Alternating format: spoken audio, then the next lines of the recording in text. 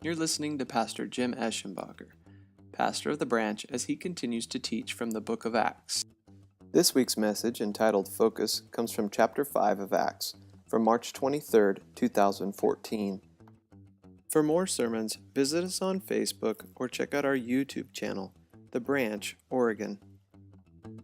Talking about focus, they are not the same, but they work together.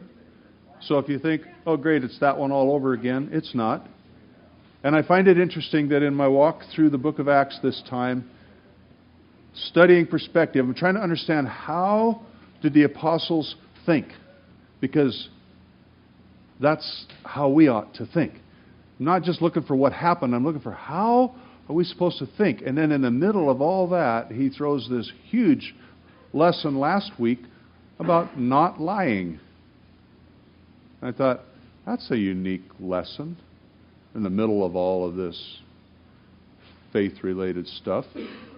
But it has been my discovery in my walk with God that I have been lied to a lot by people I trusted.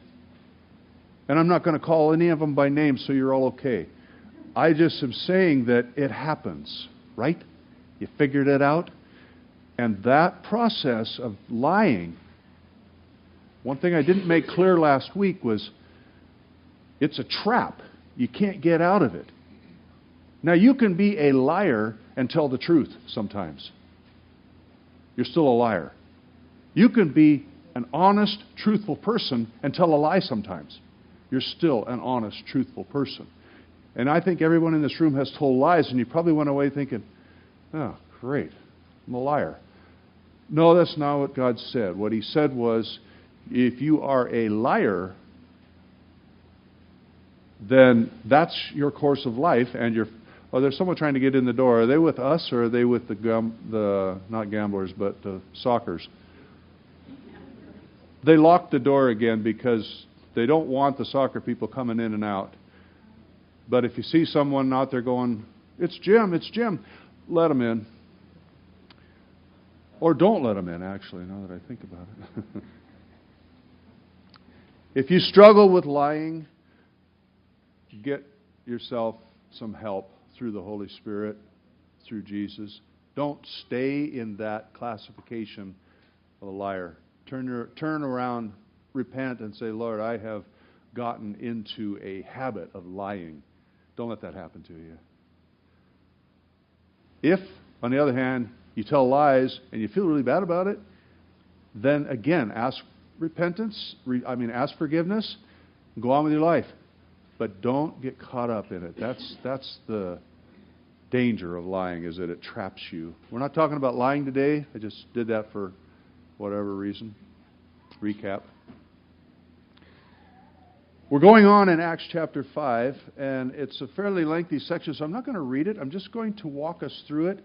You can look at it or not, whatever you choose. I'll give you the verses that I'm on and then tell you what it's about. We're starting in Acts 5, verse 12. And in verse 12 through 16, we learn that there were a lot of healings happening. There were a lot of salvations happening. In fact, the healings, the presence of God was so intense that they would put people that were really sick, they would lay them on a cot in the street, and if Peter walked by, and his shadow would touch them. That's all they wanted. Now, it doesn't say that they were healed, but we can assume that something must have been happening or they wouldn't have been doing that. So there was this sense of God's presence. There was this sense of healing in these men that had God's presence with them, and the whole city was pretty excited about this. Well, the whole city except for, starting in verse 17, the high priests and the leaders. Again, we remember this from a couple of weeks ago. They weren't happy. So they arrested them and put them in prison, jail. Now, what kind of day is that? You're doing the work of the Lord, and the Lord is touching people through your life, and the religious leaders of the day come up, arrest you, and throw you in jail.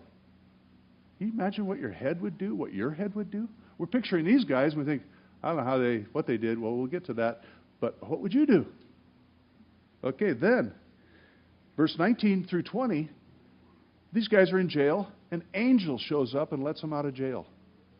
Okay, we went good news, bad news, good news. You know that old story. Good news, bad news, good news. Angel just let him out of jail. Next morning, verse 21, first part of 21, the apostles entered the temple at daybreak and began to preach.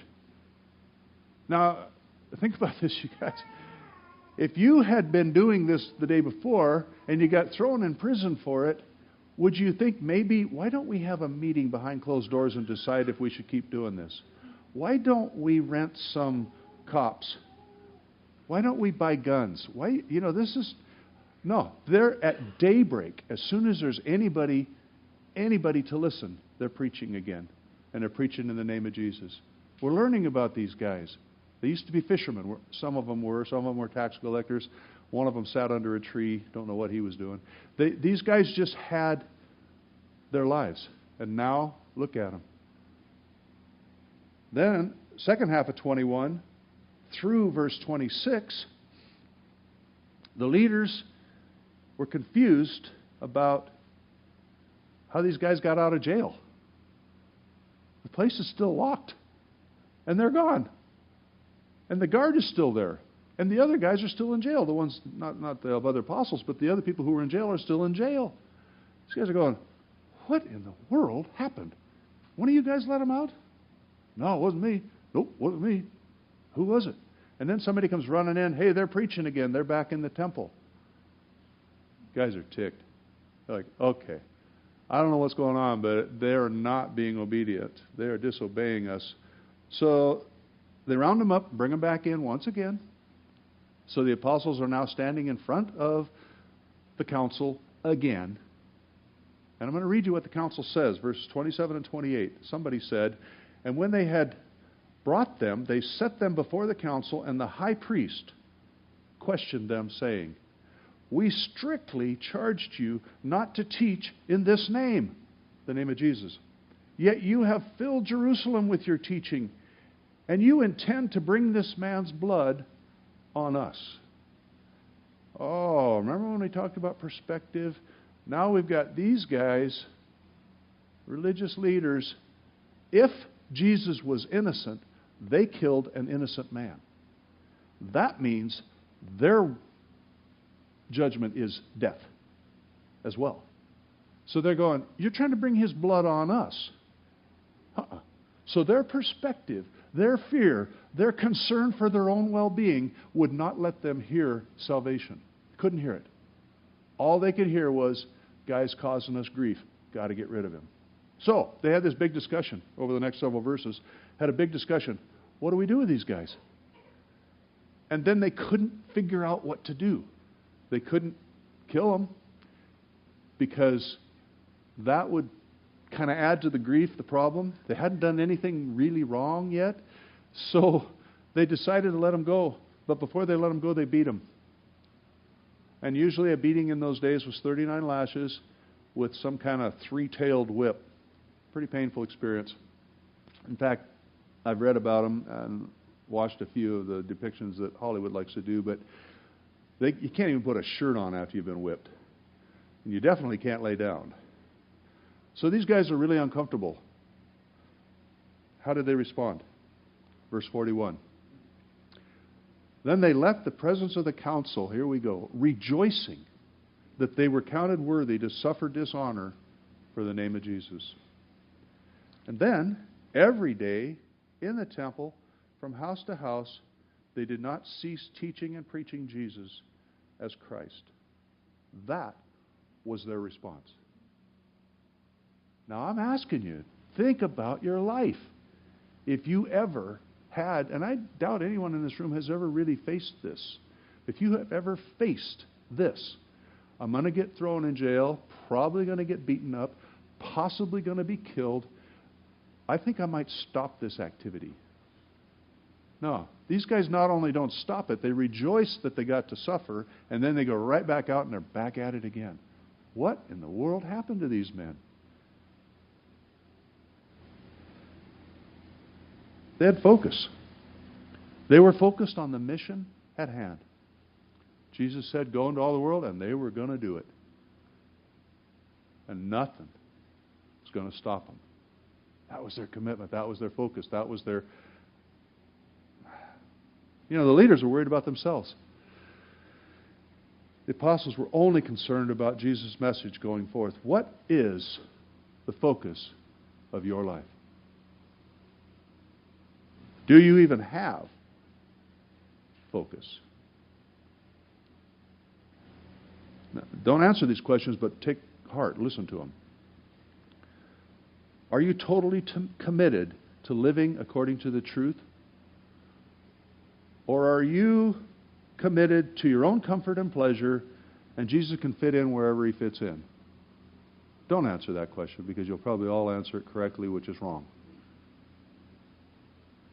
Now, there's no test after this. I'm just saying, I'm going to preach the Bible the way it's written, and talk about these guys the way they lived, and we have to decide, is this a mirror I'm looking in, or is this something that happened 2,000 years ago and does not apply to me? As we go through this, just keep those two options in mind. I am currently troubled by the lack of passion about anything in life, except possibly immediate gratification. Let me explain for just a second. When the Jesus People movement hit Spokane, downtown Spokane was changed. In one night, it hit like all at once. Bam. Hundreds, mostly young people, got saved in one night. One of the strangest phenomenon I have ever witnessed. And I know that there was the same kind of thing going on in this area. I wasn't here. But in Spokane, it was crazy. The next night, and from that day on, there was a zealot on every corner of downtown Spokane. You could not walk from one store to the next. They were going to grab you. Hey, Jesus saved me. You want to hear about Jesus? One night, one of them got beat up. The next day, there were more witnesses. Where's that passion nowadays? Where is any passion nowadays? The biggest passion I think I've run into since I moved to Oregon is tree huggers.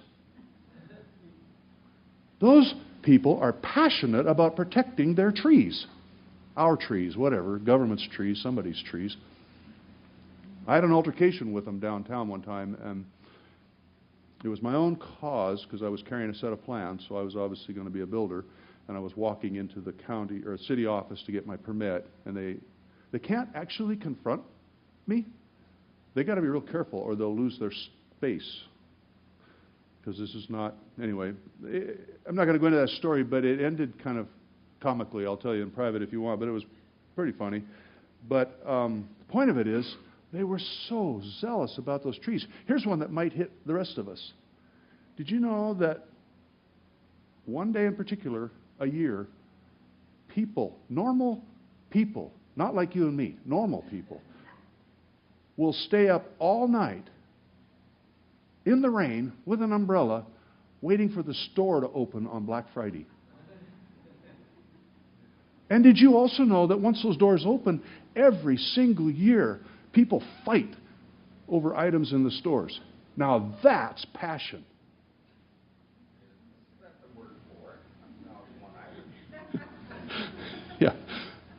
Yeah, there's other words I could use. I won't right now. But seriously, commitment, passion. One guy sets up his tent 9 days early. He's in his tent, or some member of his family is in his tent on Thanksgiving Day because they want to be first in line. Now that's passion. We don't know passion anymore. We've kind of we're passionate for immediate gratification. The most important message, the most important activity on planet Earth is whatever the Church of Jesus Christ is doing. That is the most important activity. Now, I'm not talking about every group that names itself a church. I'm talking about the church that Jesus is building. That is the most important activity on the planet. People won't go to that activity because the chairs are too hard.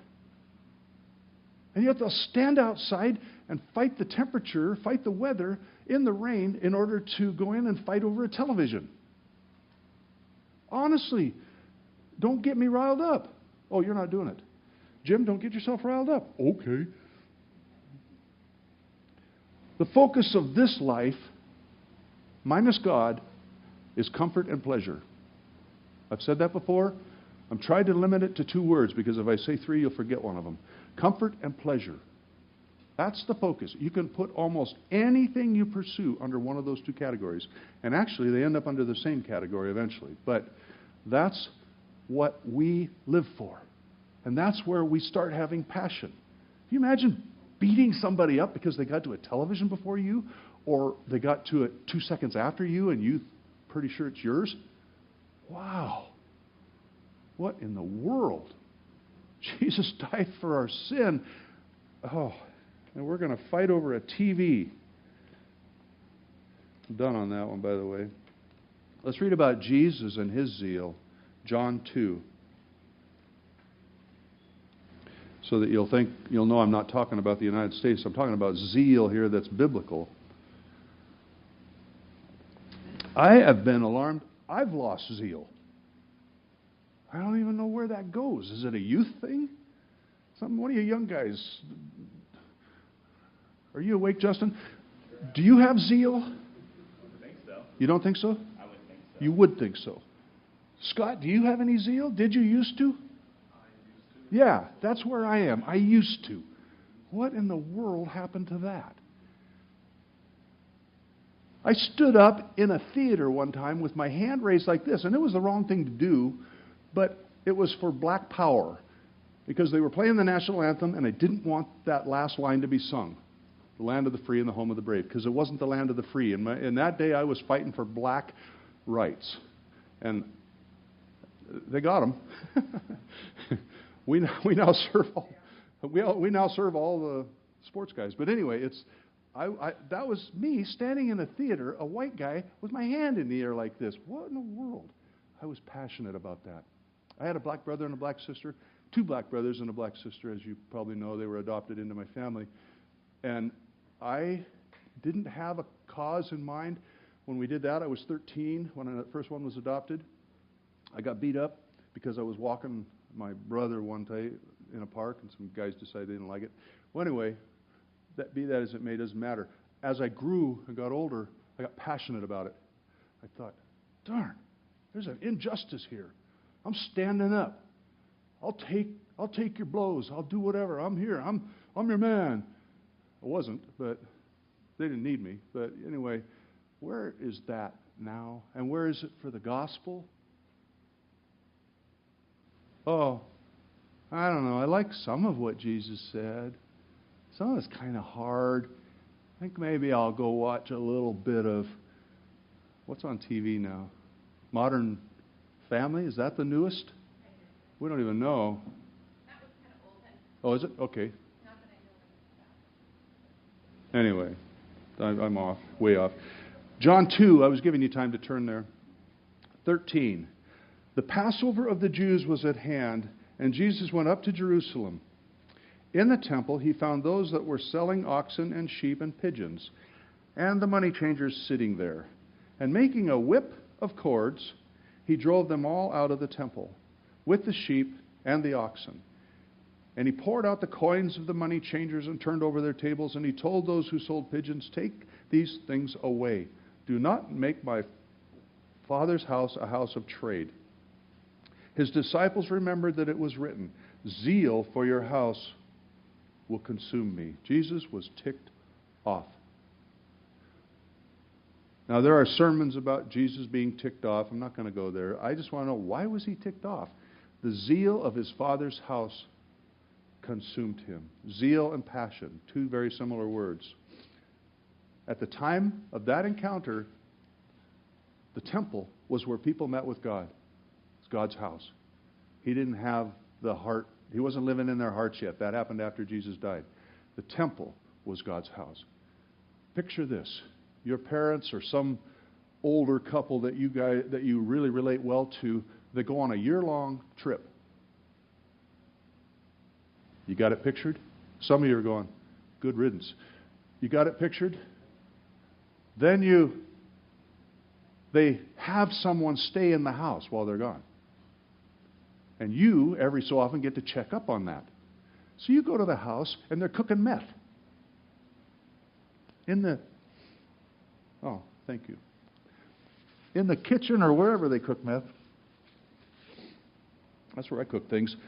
What What are you going to do? How are you going to act? You're going to go, okay, all right, cool. I don't want any right now, thank you. Dad will be home next March. No, you're going to jump in the middle of it. That's all Jesus did. His Father's house was being messed with, and he said, you know what? No. He had zeal, though. He had passion and zeal, and this meant something to him. I ask you again, what's the focus of your life? Are you passionate? Are you zealous about God? Are you passionate about the gospel? What are you passionate about? Don't answer me. Oh, you're not going to, are you? You're just going to sit and listen. I don't know, Jim. Yeah, we don't know. The disciples were passionate about the gospel. They suffered a lot. They got beat up. They didn't lose focus.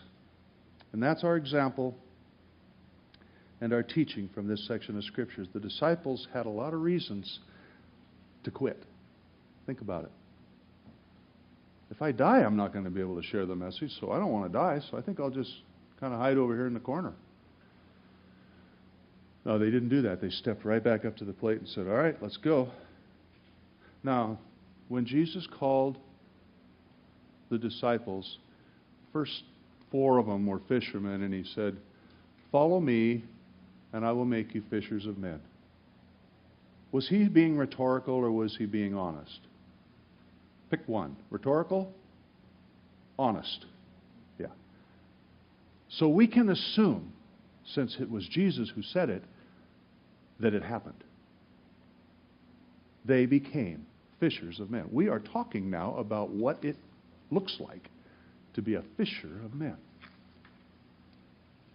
These guys are passionately sold out, completely committed. This is the focus of their life. They don't have another focus. They don't care if they miss an episode of The Voice. They don't care about anything except we have got to get the message to whomever will hear it. That's the focus of their life. Now, I'm not saying that is the focus of your life. I'm just saying we as fishers of men have focus. We as Christians have focus. What is our focus? We're going to talk about that for a minute here, because otherwise, why are we reading this? Oh, that was great for them.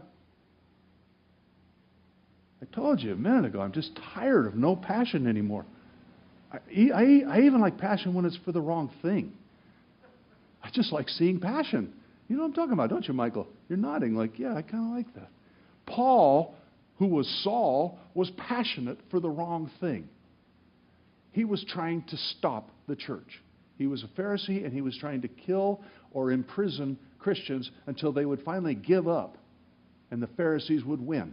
Paul had so much passion, so much zeal, he could not be stopped, except Jesus stopped him. You know what? I like your passion. I like your zeal. I like your energy.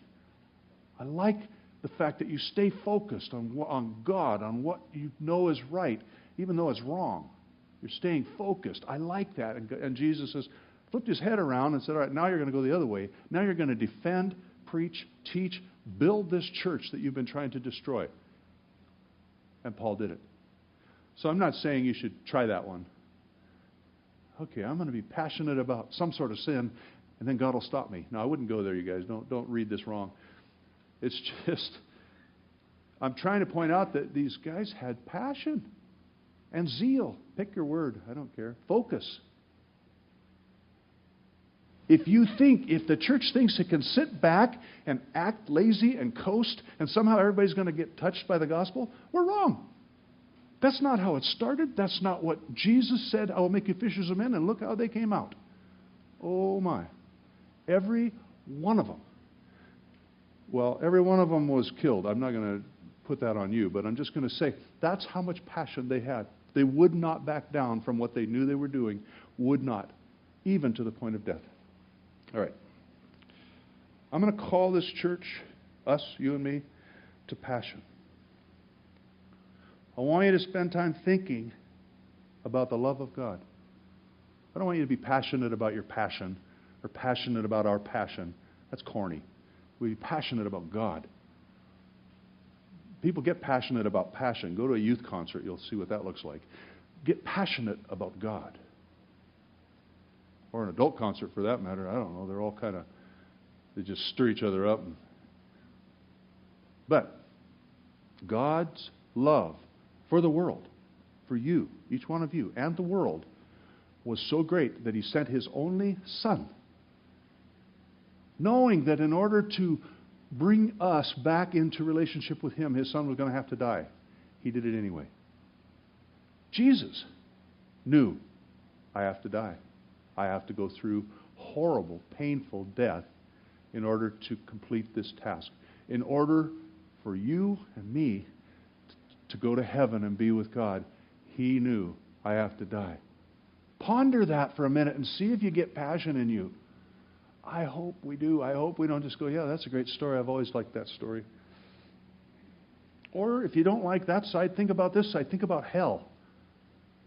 I'm not going to do fire and brimstone here or hell and damnation, but it's going to sound like it for about 2 minutes. Hell has been described as tormenting. Have you ever thought about that word?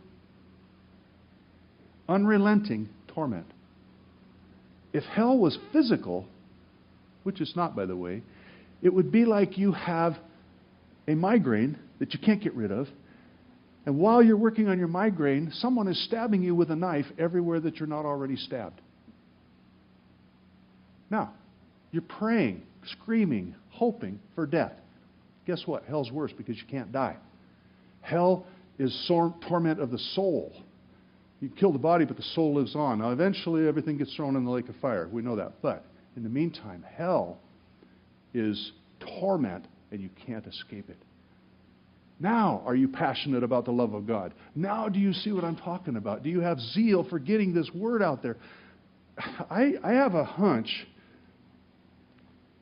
that if the world really heard God, a lot more people would go, help, I'm ready. Help me out here. They don't hear it. There is a huge dark cloud covering this earth, the cloud of darkness. And it's really hard to see the truth. It's really hard to even hear the truth. You, I'm talking to each one of you, are the light of the world. Jesus looked around at His guys and said, you are the light of the world. He also said He was the light of the world, but He said, you are the light of the world, because He knew He was leaving. You know, I happen to like those speed limit thingies. I don't like speed limits, but I like the speed limit thingies where I'm driving up a road and there's this machine sitting there and it says your speed, and then the speed limit's right above it. I kind of like those because it sort of keeps me in check and it gives me a moment to usually slow down. Let me ask you a question. What if there was a machine that was a light meter? And as you're driving past it, it's selling your light quotient. And then up here, the light quotient that Jesus gave you. How would it look?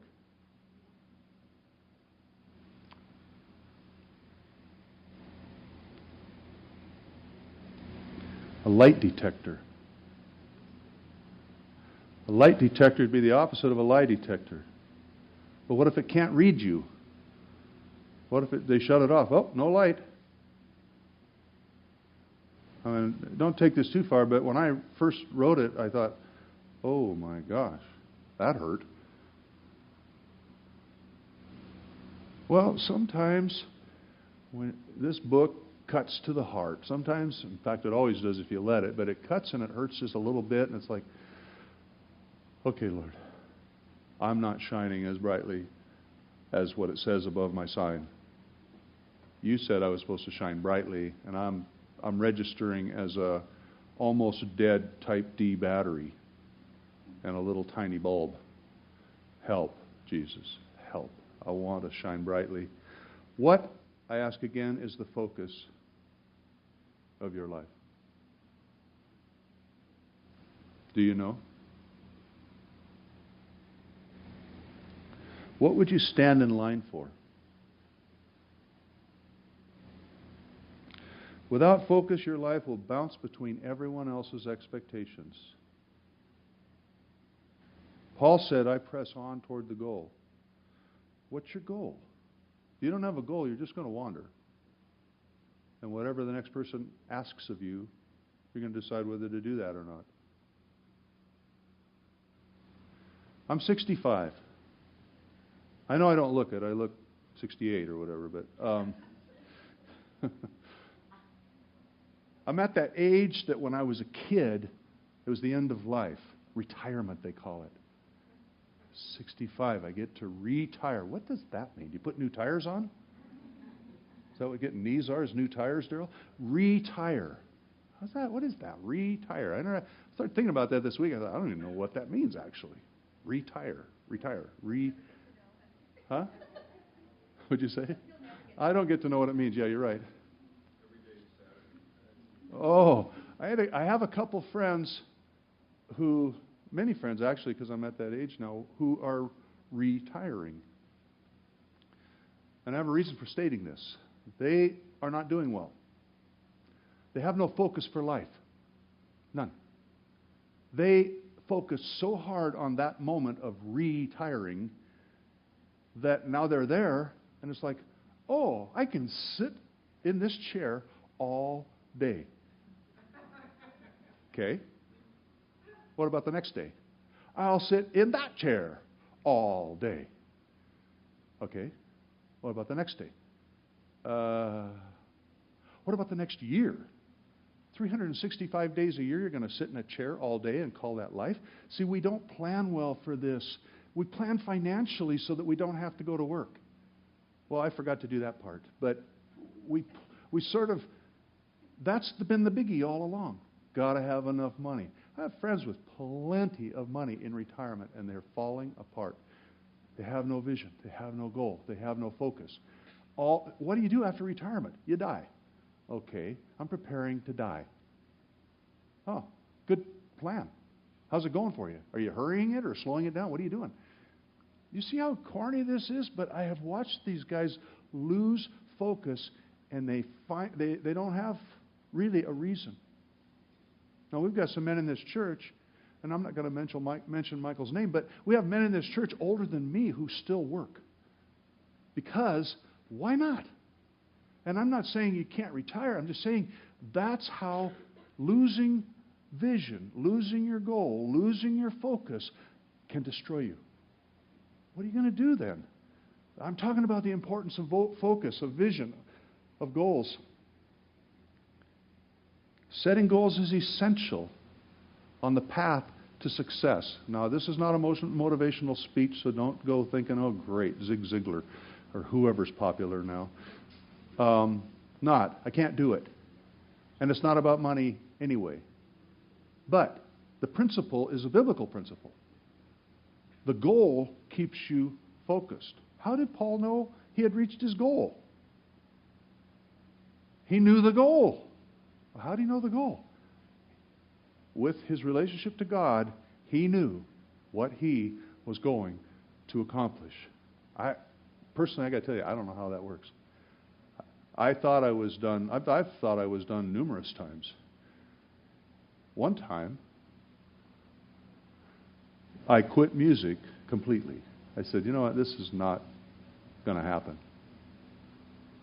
God didn't make it. God didn't help me work it out. And this is back in 90-something.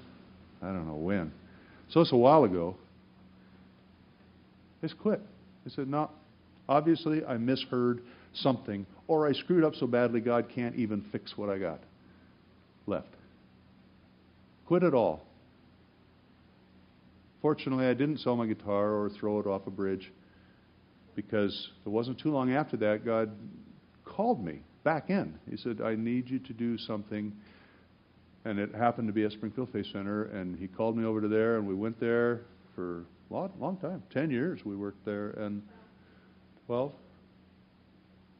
Seemed like 3. Seemed like 30. Okay. The detail person just said it was 12 years. So I would go with her. Because I'm kind of the visionary in our family, and I think, okay, we got to climb that mountain. And she's going, honey, do you realize we have to eat lunch? Well, there's got to be a restaurant up there somewhere. It's like, she's detailed, very focused. I'm like, I got to get up there. Can't walk very good now, but that's okay. The Lord's kind of teaching me something. But what I'm talking about here is, once I gave up that vision, that focus of life, that goal, I really kind of fell into wonderment. It was the season where I got us completely plugged into being successful builders. There's nothing wrong with being a successful builder, but it was all about money. That was the only thing I was going to do right then. And I was slipping away from my moorings in God. And if you want to quit the church right now, you can, although God did invite me back. And I realized His faithfulness in that. If you're slipping from your moorings in Christ, turn. Say, Lord, I'm sorry, I thought you were done. And then when I was getting ready to retire, which I knew I couldn't do, but I was getting to that point where I was losing my hips, and I thought, I think I'm going to quit. God said, no. No, we're just getting started. So the branch started. I go, oh, this is what He meant, just getting started. I'm not talking about making money. I'm talking about true success, living abundantly, fulfilling your mission, overcoming difficulties. Anybody here would like to overcome some difficulties? Living for Jesus. We've got to have focus. We've got to have goal. We've got to have focus and goal bring passion, because you realize when you're being interrupted, when you're being pushed off your path, and it's like, no, don't push me right now. I'm going there. I'm passionate about this. And I know some of you are young in the Lord, and you're getting pushed off your path or pulled a lot, because you still have an awful lot of acquaintances that they don't quite figure out what you're doing. They don't agree with you. They don't understand. They can't even see at all. What? What'd you just say? So they jerk on you. But your vision, your passion for God, your understanding of Him, our understanding of Him, our desire for Him, as with the apostles, we just go, beat me up if you want.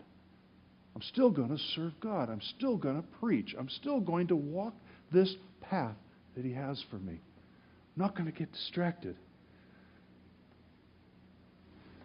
Without focus, you will lose passion. That's a rule of life. I don't know how it happens, but like those people, the Jesus people I mentioned back in Spokane, about a year later, there were no more Jesus people on the streets. Some of them had returned to their former whatevers, lifestyles. Some of them had formed little communes and kind of got off the grid. They weren't talking to anybody anyway. They were just hiding out. I don't know what happened.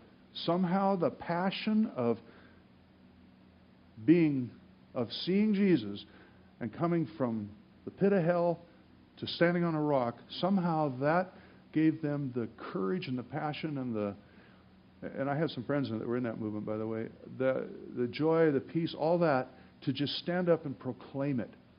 And then eventually, I think the cares of this life, am I talking sense here? The cares of this life kind of start crowding us. You think, well, I probably should spend a little bit of time here, and I need to do this, and really some of my family members, I can't even talk to them anymore. They don't even want to be my friend, and some of my best friends are kind of gone now. I can't talk to them. Maybe I took this thing too seriously. I've watched it happen over and over and over again. Do you think that's God's plan? You need to just calm down and kind of live in both worlds. Never God's plan. Some of you are in dead-end, painful jobs. It might be what you're supposed to do, but it might not be. How would you know if you don't have the goal, vision, whatever, for your family? Carla and I have our goal visions. And like I told you, she has to be the administrator because I'm the dreamer. It's not that I don't administrate, I just don't do it very well. But she doesn't dream that well because she gets caught in her administration. That's going to take $17, honey. That's going to take 3 weeks to make that much money. And I'm like, who cares? Get started. It'll work. We're actually in one of those decisions even now, every day we're like, and we're on opposite ends of the same decision. I go, honey, I think it's have to go. She goes, no, we have to know all of these little, everything has to kind of line up. There's columns for these things. And you know what? I love her with all my heart, and she's right. But if it was just her, she'd have a life full of columns. Instead, she's married to me, so she's got this huge picture out here with no columns, and she goes, I like it, but I don't know how to do this. Share your life. Share your vision. Come together. If you are a married couple, if you're a couple, you're married. If you are a married couple, come together and find your focus. Why are we here? Ask yourself that question. I'm not going to tell you why you're here. You need to talk to God about that and trust Him to show you why you're here. Why did He call you into His family? Why are you sitting at the branch? Why? What is the focus of your life? Where are you headed? Where are you going? And don't say, I'm going to heaven, because I get that. But no, while you're walking on this planet, what are you doing? I was talking to one guy this morning, and he has had a life of helping groups. And he's just told me this morning, he says, I'm thinking I should do that again. Well, hello, ask God, is this you, Lord? And if so, bring me a group, and I'll help. Find your spot. Have focus. And I'm sorry I'm pressing this so hard, but I can't find anywhere in the book of Acts where these guys, well, what are we going to do now? Well, I don't know. No, by this time, they knew. Jesus said, I will make you fishers of men. By this time, they were fishers of men, and they were doing it. And how many of you know that we've been called to be fishers of men? Okay, what does it look like? Well, guess what? They gave us a picture of what it looks like. It's not guesswork. It's not like, actually, Michael, let me ask you a question because you're a fisher. If you want to go out and catch a big halibut, do you start with 6-pound test line and a dinghy and float in a lake? No. If you want to catch a fish, you focus. That's the focus of that day. I am going here. I've got what I need. I'm doing this. I'm going there. That's my... And I'm not going to milk this fishing analogy because it gets kind of goofy. But at the same time, you don't just wander around and this thing somehow happens because you're on the earth. Have a vision. Have a goal. Some of you are kind of like dead in the water right now. Some of us, I have been completely dead in the water. When, like I told you before, when I decided, you know what, music sucks. I'm going to do the building thing. I'm going to make my money there, and I'll be a rich builder. I was drifting in the water. I don't even know if I was paddling anymore. I was just drifting. I think I was so full of myself, I probably floated. Pride will float you, by the way. Anyway, that's way off topic.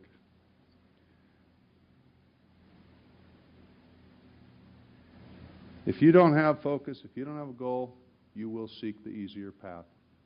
Who was it that described that path this morning? Nice, smooth path. And then the other one going like this. Was that you, honey? Okay. The detail person.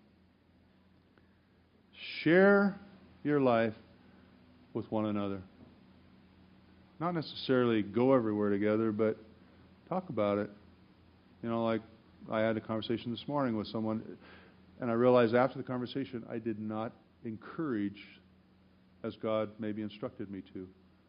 I hopefully will follow up on that. I'm a warning whoever I was talking to. But share life with one another in this process. It's really hard to shine brightly for Jesus in this world.